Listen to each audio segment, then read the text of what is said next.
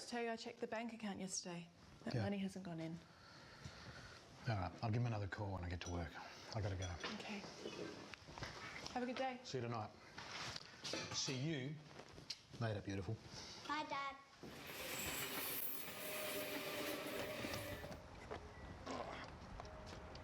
Hey, did you see Haynes try? I didn't see it. I just got the radio on the way heading back before. Yeah, I reckon. The rest must have been blind. Are they always? Well, they just don't want to make a decision. I don't know what it is. It's right there. Yeah, hi, Marie. Can you please call Paul Too scared. on 0416 234 589?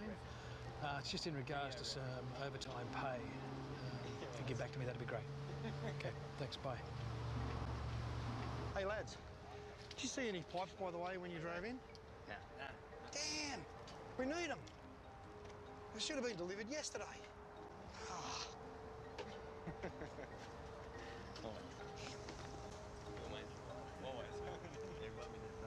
Rick. Yeah, Chris from RailCorp. I'm just wondering where those pipes we ordered are. You're kidding. Not coming at all. That's not my fault, mate. Okay. I'll see what I can do. All right. Tony, you're going to have to do the pre-work briefing. Rick hasn't been paid again. So he says he's not delivering any more materials until he sees some money. So I got to take it up with head office. Yeah. Well, looks like we were going to be laying pipes this morning. But it doesn't look like that's going to happen. We were going to be back here tomorrow to do some track measurements, so let's just get that done now. We've got the gear. Yeah. Yeah, fair. Okay. So, Alan, you can sort out the protection. Yeah, okay, but I've never done that before, so I'll need somebody to give me a hand to set it up. Oh, well, mate, you'll have to sort out that with Chris when he gets back. Yeah, all right. Where are we measuring?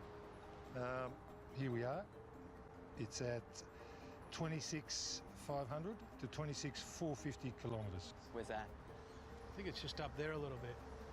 I'll tell you what, I'll go have a look and you guys watch my back. Yeah.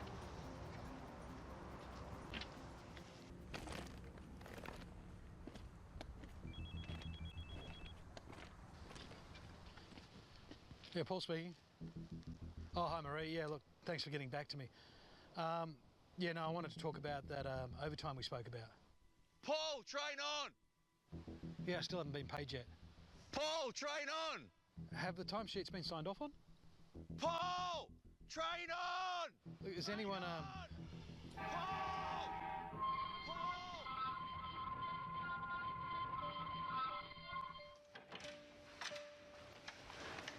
Hi. Elizabeth Turner. Yeah? Is your husband Paul Turner? Yes. Sorry, Mrs. Turner, your husband's been...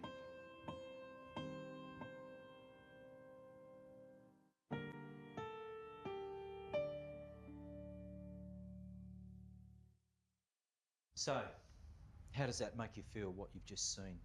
Yeah, I think it highlights the most important part of getting home each day. Like, it's good going to work, but you've got to get home every night, and that highlighted the fact that you didn't get home that night. It's just a real, like, wake-up call reality check, basically, and just to make you think that without putting the correct steps and procedures in place, you could have a policeman knocking at your front door, talking to your wife and your kids. I think every individual should think about safety and not just the front end. When you see something that is not right, always raise your voice. If you're unsure about it, don't do it. It's not just about the front line, though, is it? It's not just the front line. Everyone as an individual should be responsible for safety, and we always should look at how we can improve on the whole RailCorp system to improve the safety of the people that's working at the front end. In that video, the lookout should have had two means of warning the workers. He just had his voice, which was ineffective. He should have had a hooter or a siren. The thing is, we like to put our production before our protection, and that's something that we really need to change in RailCorp. Do you get a sense that that's reality? I mean, the sort of things that happened, is it... Yeah, well, distractions happen all the time, like phone calls. Phone calls are a big issue because answering phones on tracks, like, it's a bad habit to get into. We send people out to incidents every day of the week, 24/7, and the guys are doing a fantastic job, you know, restoring services back after major incidents and dealing with some pretty hazardous situations out there.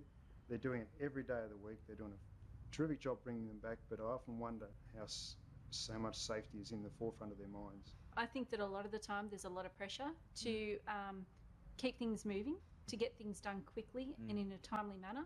And unfortunately, we as people feel that we have to do things quickly and concisely. And I think we can become complacent by trying to achieve those outcomes. So if we all just take a step back, take your time. I don't work out on track, but if I did, I have a brother that works on track, and the last thing that I want is for his work team to not protect him appropriately. It's about relaying the correct information to ensure everyone's safety and to get the job done. What do we do? What is it that needs to change? And how do we bring about that change in our people? Safety is not something that's owned by the boss. It's actually owned by everybody. And we have to get to a point where safety is a part of everything that we do, whether we're sitting in the office, whether we're walking around in the yard, unloading a car, working on track, walking around beside the track, our communications, our conversations, then maybe we'll be in a good space for safety. I think that people need to be made aware that it only takes a small mistake and a series of small mistakes to end up to having an incident like what was shown. Got to understand what the consequences could be of not doing the right thing. It's as simple as just sitting back and looking how you're going to protect the worksite, and it only takes 5 minutes. Instead of kind of being sheep and just following another person, if we feel it's not right, we should say something. If protection's not in place, we should never enter the danger zone. Gemma, you're in a position where sometimes you have to apply the protection to keep our workers safe on the track. What's your expectations being in the signal box? My expectation is that they've got their worksite briefing all sorted out, and by the time they call us up for the protection, they've already organised themselves. They know where they are, they know what work they're doing, the level of protection, and they can give us the appropriate details so we can then apply the protection and protect them when they are out on the track. Are you seeing change out there in the teams and in the depots? Oh, for sure. With the young blokes coming through, they're getting training in the college and stuff like that, and they learn to question what's going on with protection first before going on track. So what do you think needs to change to make those behaviours or the culture different and improve? We need to communicate and send the message through to every individual that safety is our first priority, and everyone is responsible for their own safety as well as safety of your teammates, basically. Yes. Workers reinforce with each other what they've got to do, and if you see someone doing something that's not right, everyone should let them know. Do our people feel intimidated to speak up when they think things are not right? What do you think inhibits people from saying, I don't feel safe? They feel threatened by probably the older blokes in the group. It can happen quite easily. Don't feel it's their place to speak up and wait their turn, sort of thing, I suppose. How do we overcome that? What do we do? Empower them, I suppose, to have their say. When you work in an authoritative kind of environment, you just accept it. But if you have the cultures of working as a team kind of environment, everybody sort of have the rights to speak up. Tell me some good stories then. What sort of leadership are you seeing at the ground level? We're seeing a lot of pre-work briefs done correctly. We're seeing people questioning safety, challenging what is the norm, what would be the norm. They have challenges back to us that people can't access track, that they need a certain level of protection. Those sorts of things are really good to see. It means that they're thinking about safety before they're rushing out and fixing things. Did you have a moment or an event or something you've seen that's changed your mind about the way to think about safety? Yeah, there was a personal experience where we were doing some track maintenance within a LPA, and we were told that platforms 5 and 6 were dead, and they were actually live tracks, and we had blokes working within Redfern platform, and it was just by chance I had a work colleague on the country end of Redfern, and my colleague called train on, which meaning there was a train approaching into platform 5 at Redfern, and I called my work colleague from track 5 to track 6 and pulled him up onto the platform with a whippersnipper in his hand.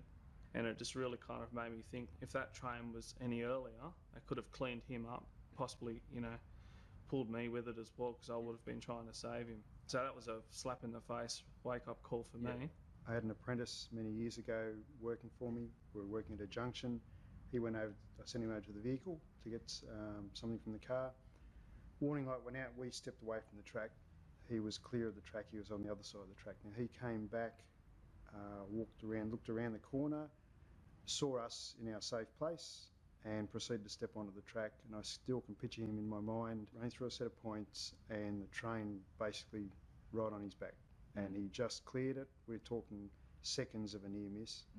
That personally, I understood from there as a young work group leader that everybody's safety was my responsibility. I've had the high rail track patrol come in.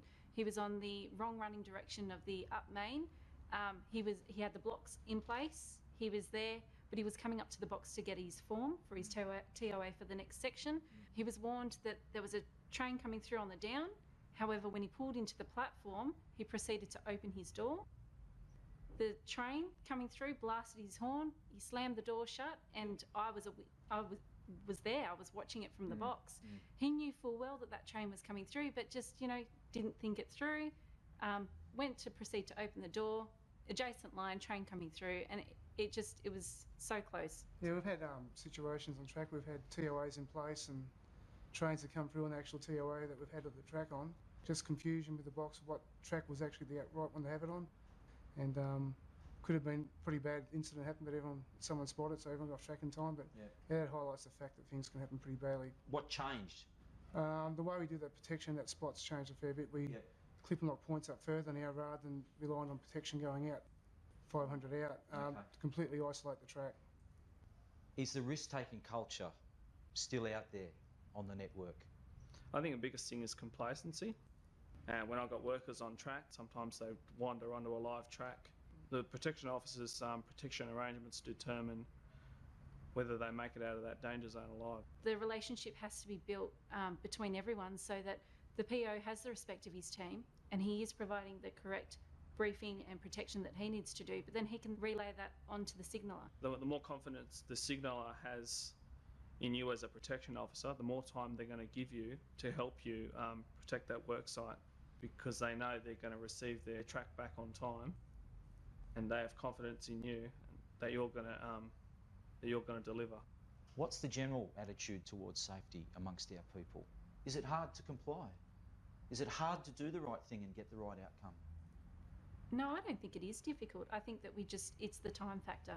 If we just take our time, we all have the information at hand. We have the correct reference materials. It's just a matter of taking that small step. Where do you think we need to go? What's the next step? We're working towards improving our culture. It needs to be natural. It needs to be a part of everything that we're doing. We can't have too much safety, and we need to be accepting of all that, no matter whether you've got 40 years experience or whether you've got 2 years experience or less. What will you do differently after watching that video? What can you take away out of today to take back to your workplace? To my workplace, I'm often communicating to my operators to communicate about safety. And that doesn't mean just CEOs and general managers, it means everybody in the team can lead. Everybody's got a chance to lead.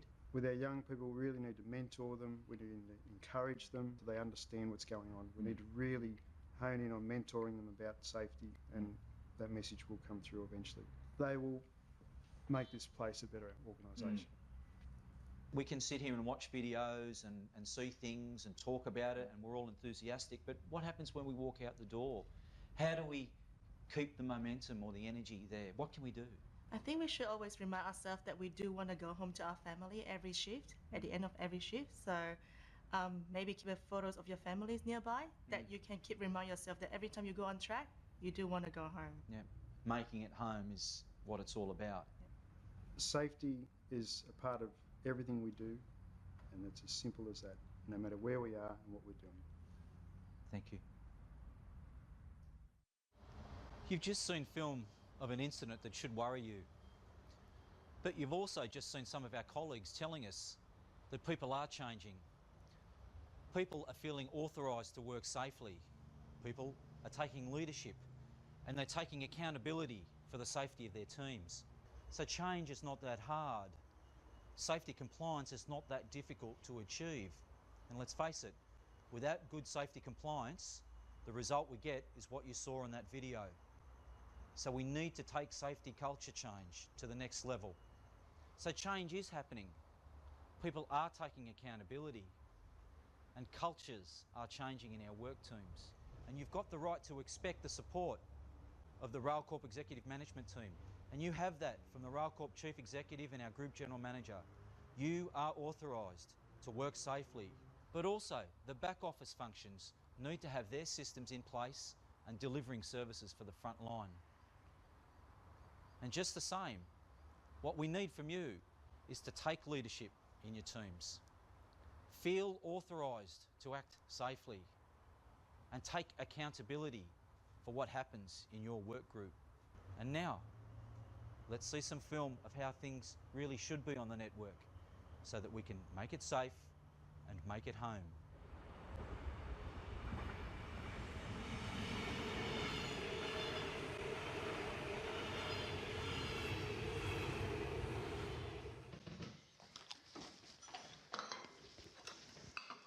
Forgot to tell you, I checked the bank account yesterday and that money came through. Oh, great. Okay.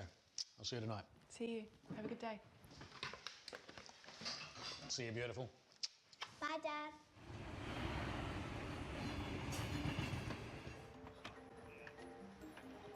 Yeah, but did you see Haynes try? No, I didn't see it, but I was listening to the radio on the way in. Apparently the ball was forward. The ref must have been All right, blind. lads, let's get together for a pre-work briefing. Alan, you'll do the protection. Yeah, but I'm not too familiar with this kind of work, so I might need you to give me a hand. No worries, I'll talk you through it when I finish this. Mick. Yes. You're our lookout. No worries. Okay.